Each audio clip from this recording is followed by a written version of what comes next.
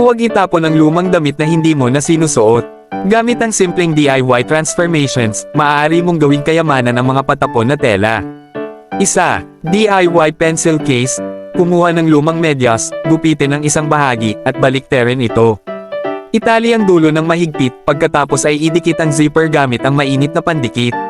Gupitin sa gitna, baliktarin muli, at palamutian.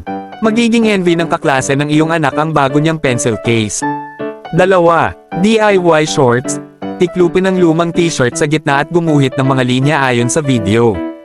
Gupitin ito, ilatag ang mga piraso, at tahiin ang magkabilang gilid.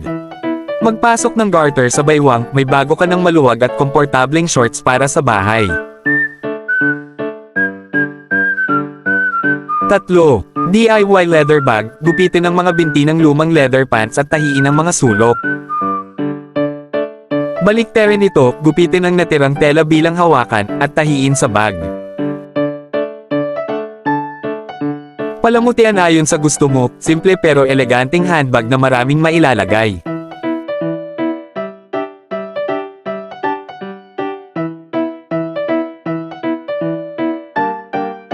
Apat, DIY track pants. Gupitin ang manggas ng lumang sports jacket, tahiin ang mga ito ng magkasama, at alisin ang labis na tela. Gupitin ang lumang garter sa laylayan at tahiin ito sa baywang. May bago ka ng track pants. 5. DIY pillowcase. Gupitin ang lumang polo ayon sa linya, pagdugtungin ang magkabilang panig, at tahiin ito. Baliktarin, tahiin muli ng may 5 cm allowance. At ilagay ang pillow insert, isang matibay at magandang pillowcase na agad magpapaganda sa iyong kama.